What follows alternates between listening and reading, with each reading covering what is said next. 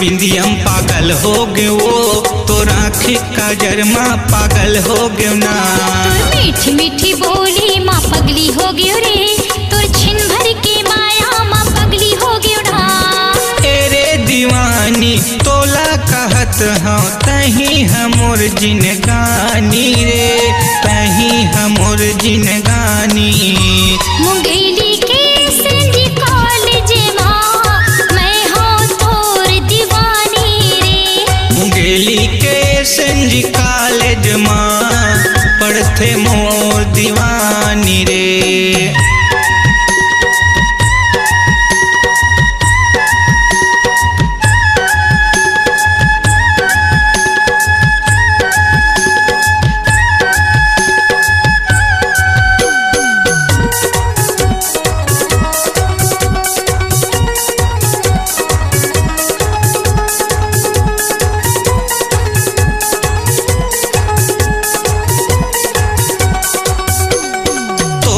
देखे बर कॉलेज जाता हूँ मैं तड़पत रहता हूँ इंतजार माँ। पढ़े लिखेला भुला गे हमारे पागल हैं वो तोर प्यार माँ।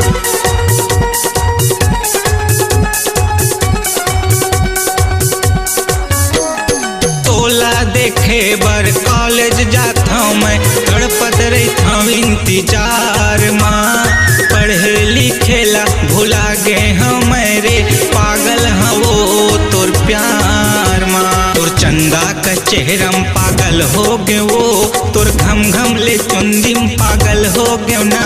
तोर चंदा का चेहरम पागल हो गए वो तोर घम घम ले चुंदिम पागल हो गए ना।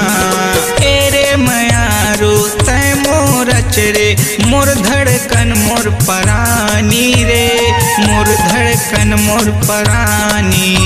मुंगेली के संजी कॉलेज माँ मैं हूँ तोर दीवानी रे। मुंगेली के संजी कॉलेज माँ पढ़ते मोर दीवानी रे। मुंगेली के संजी कॉलेज माँ मैं हूँ तोर दीवानी रे।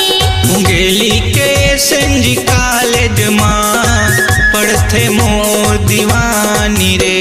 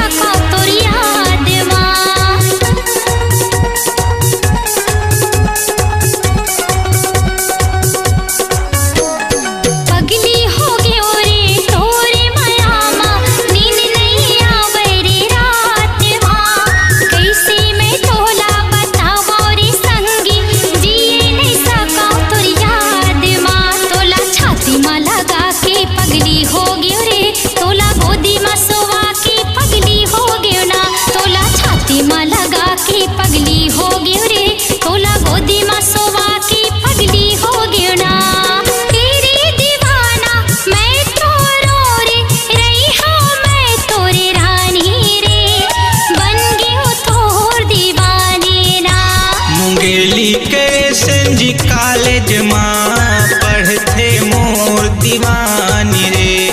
मुंगेली के संजी कॉलेज माँ पढ़ते मोर दीवानी रे। मुंगेली के संजी कॉलेज माँ मैं हूँ तोर दीवानी रे। मुंगेली के संजी कॉलेज माँ मैं हूँ तोर दीवानी रे। तोर माथा के बिंदियम पागल हो गए वो तो राखी काजर माँ पागल हो गए ना। तोर मीठी मीठी बोली माँ पगली हो गयो रे, तोर छिन भर के माया माँ पगली हो गयो ना। एरे दीवानी तोला कहत हूँ तही हमोर जिनगानी रे, तही हमोर जिनगानी।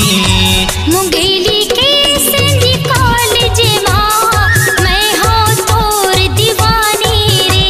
मुंगेली के सेंट कॉलेज माँ पढ़ते मोर दीवानी रे। मुंगेली के संजी कॉलेज माँ मैं हाँ तोर दीवानी रे। मुंगेली के सेंट कॉलेज माँ पढ़ते मोर दीवानी रे।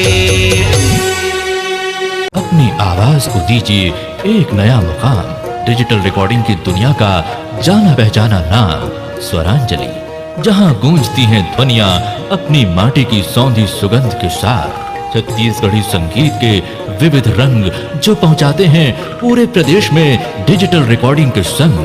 स्वरांजलि स्टूडियो, नेमीचंद गली नंबर 2, गंजपारा, रायपुर।